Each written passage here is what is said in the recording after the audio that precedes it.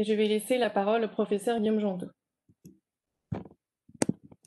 Donc, bonjour à tous à nouveau. Donc le format, c'est on a 7 minutes de questions. C'est bien ça? Oui. Alors, donc grossesse et Marfan. Eh bien, alors, diapositive suivante, s'il vous plaît, puisque c'est vous qui l'avez passé. Donc, il y a deux aspects, il y a deux parties dans mon topo. La première partie, c'est le risque maternel, c'est-à-dire que la mère est atteinte. Qu'est-ce que la grossesse fait chez la mère? Diapositive suivante. Donc, si atteinte, la grossesse est une période à risque pour la dissection aortique. Les raisons pour ça sont de plusieurs ordres. Et il y a une augmentation cardiaque, il y a une augmentation de stress appliqué sur la paroi. Deuxième raison qu'on peut imaginer, il y a une stimulation hormonale qui peut participer, mais on ne sait pas si c'est un rôle réel ou non. Troisième raison pour laquelle il y a une période à risque, c'est l'accouchement, qui est clairement un effort. Et donc l'effort physique isométrique fait monter la tension et donc c'est un facteur de risque. Alors comment est-ce qu'on va pouvoir diminuer le risque au cours de la grossesse? D'abord en faisant le diagnostic, parce que c'est généralement chez des femmes qui n'ont pas de diagnostic que les dissections surviennent. Ensuite, en mettant un traitement bêta-bloquant qui diminue la durée, le nombre de fois où le sang est éjecté dans l'aorte, le nombre de distensions aortiques. Ensuite, en limitant la durée de la grossesse, et on va faire des grossesses qui vont s'arrêter avant terme, en fonction du degré de maturité que les obstétriciens auront retrouvé, si l'aorte est dilatée, si l'aorte est très dilatée. Et enfin, on va essayer d'éviter les efforts de l'accouchement, soit par voie basse en aidant à l'expulsion, soit par voie basse toujours en faisant en sorte que l'anesthésie soit de bonne qualité. Et ça pose le problème de l'anesthésie épidurale et des problèmes qu'il peut y avoir en cas de scoliose ou d'ectasie durale qui peuvent justifier de faire une imagerie pour être sûr que le rachis lombaire permet l'anesthésie. Et enfin, en faisant une césarienne. Diapositive suivante. Donc, les facteurs de risque qu'on va éviter, c'est diagnostic non fait, pas de traitement, car pas de diagnostic. Encore une fois, c'est l'absence de diagnostic qui est vraiment le facteur clé. Donc, l'enquête familiale est vraiment fondamentale chez les enfants. Dilatation aortique méconnue qu'on voit au moment de la dissection. Et les dissections surviennent surtout au dernier trimestre, donc on va raccourcir la durée de la grossesse. Diapositive suivante. Les recommandations officielles sont, donc on va voir le risque de transmission ensuite, que si le diamètre est supérieur à 45 mm et qu'il y a une insuffisance aortique, IAO ça veut dire insuffisance aortique, la grossesse est déconseillée et on propose une chirurgie préventive en tentant de conserver les valves. Si le diamètre de l'aorte est à moins de 40 mm, on considère que le risque est faible en l'absence de fuite aortique, ce qui est souvent le cas, et on permet une grossesse avec un accouchement par voie basse. Et on essaye de faire des échographies à la fin du premier trimestre, du deuxième trimestre et tous les mois au cours du troisième trimestre avec une échographie après l'accouchement, puisque c'est une période à risque.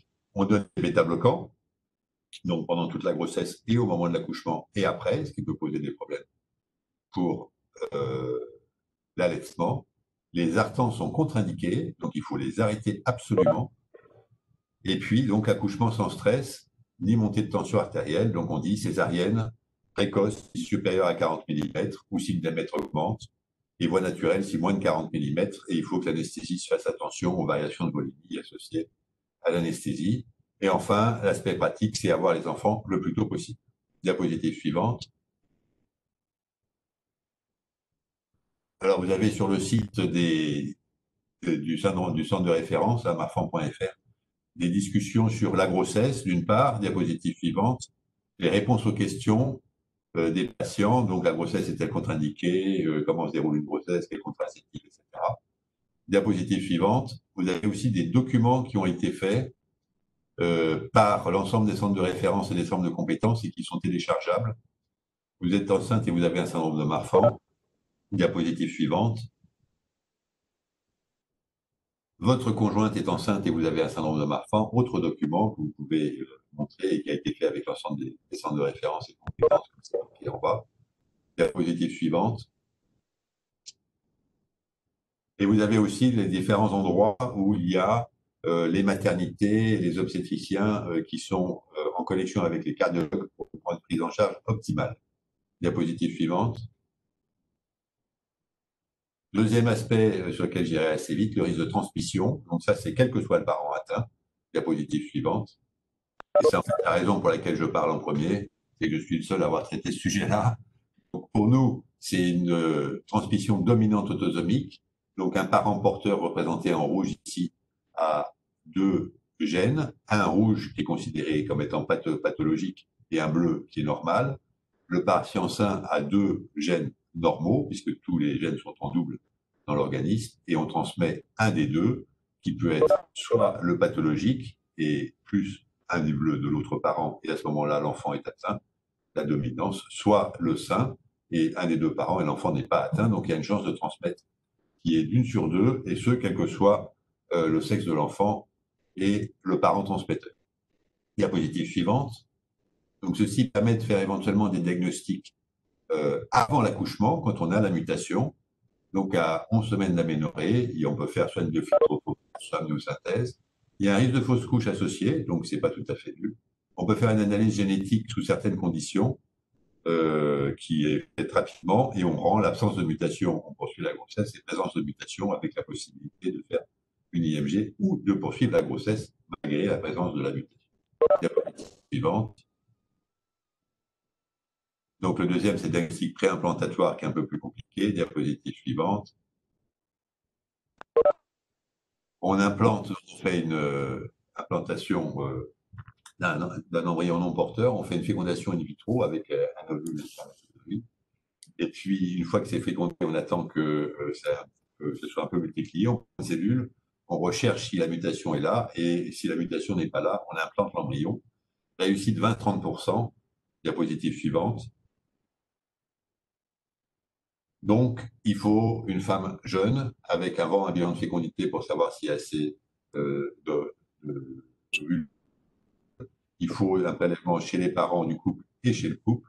Il faut une stimulation ovarienne. Il faut une fécondation in vitro. Il faut un prélèvement, donc une cellule par embryon, c'est-à-dire au stade 8 cellules, on l'a dit, et une analyse génétique. Diapositive suivante. Donc, c'est quelque chose d'assez compliqué. Voilà ce que je voulais vous dire pour la grossesse et le marfan. Merci de votre attention. Donc, n'hésitez pas à poser vos questions sur le chat. J'en ai déjà une, c'est que pensez-vous de l'allaitement dans le syndrome de Marfan? Très bonne question. Alors, l'allaitement est quelquefois difficile du fait d'un traitement bêta-bloquant. Et donc, comme le traitement bêta-bloquant, pour certains d'entre eux, passe dans le lait, s'il y a l'allaitement avec ce type de bêta-bloquant, ça aggrave, ça entraîne des problèmes chez l'enfant, donc c'est contre-indiqué. Ensuite, il y a des bêta-bloquants qui ne passent pas dans le lait, et donc on peut penser qu'on peut donner un de ces traitements-là, mais les points de vue sont, disons, un peu discordants. Le nôtre, au centre de référence, est assez réticent à permettre l'allaitement parce qu'il y a des données animales qui montrent que des souris qui sont sevrées, qui allaitent, font plus de dissections que les souris qui n'allaitent pas. Et puis, on a des expériences personnelles un peu malheureuses qui nous ont marqués, mais il n'y a pas un consensus absolu sur ce sujet-là. Et nous, on est plutôt réticents. Et dans certains cas, les choses sont claires parce que le bêta-bloquant passe dans le lait et là, il ne faut pas.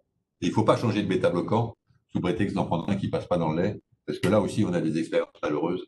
Ça ne se passe pas forcément bien.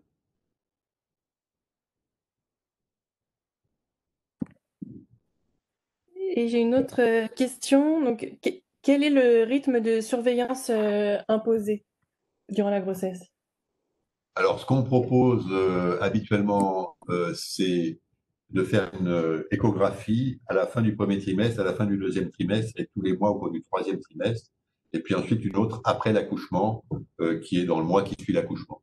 Il n'y a pas de règle absolue et il n'y a pas d'étude qui ait démontré qu'il fallait faire absolument comme ça, mais c'est ce qu'on a comme habitude de faire.